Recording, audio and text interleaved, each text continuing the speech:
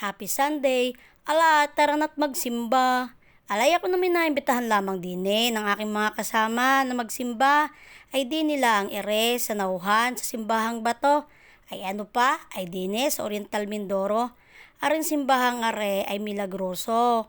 Kaya talaga namang dinadayo ng mga taga-ibang lugar pati din sa aming kalapit bayan. It's been 5 years nang huli ako nakapunta din eh. Alay, wag na magtanong at mag-itchos kung bakit may 5 years ago na issue. Yun ay akin na ikwento lamang, kaya medyo ako nanibago na kayo pumunta din eh.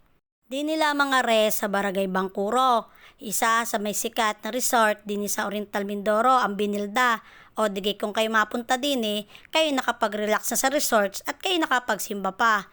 Ilan ito sa mga destination ng Nauhan Oriental Mindoro, kaya talaga namang dinadayo ng kung sino-sino. Dini sa labas ay makikita nyo na medyo matagal na ang simbahang are.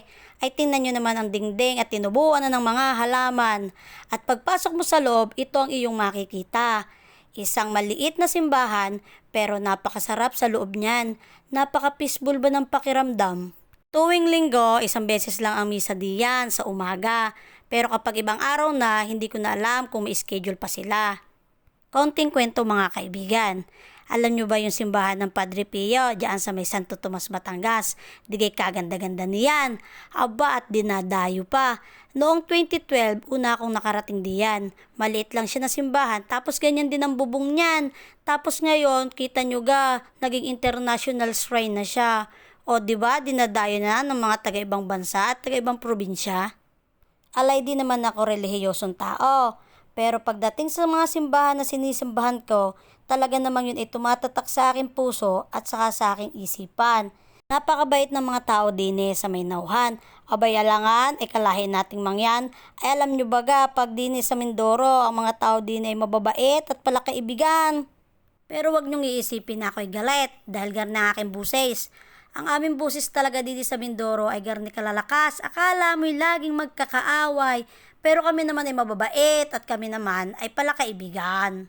Ay syempre, din nakatira sa Mindoro ang mga magaganda at mga gwapo. Ari nga pala ang napistuhan ko habang nagmimisa. Kita nyo ga ang dingding, literal na mga bato. Tapos sa butas may garni pang mga maliliit na santo ninyo. Nang matapos ang misa, hindi ako nag-video-video na ng kaunti. Aba, ay kita nyo gaot, tuwan-tuwa na naman, simpleng gala. Pagkalabas mo ng simbahan, ari ang bubungad sa iyo.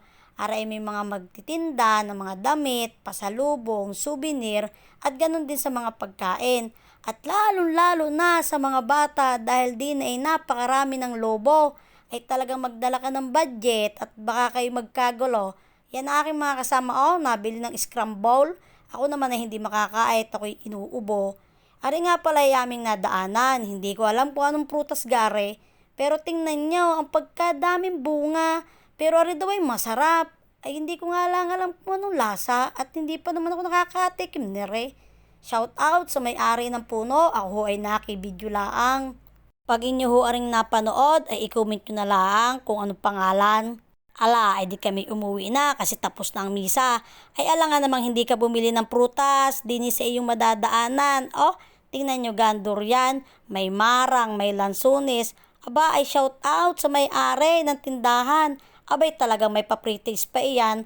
Dini sa aming probinsya ay napakaraming prutas at mga pagkain. Kaya i-ready nyo na ang inyong mga tiyan kung kayo'y dadayo papunta dini. Ay siya, dyan na kayo't pauwi na kami.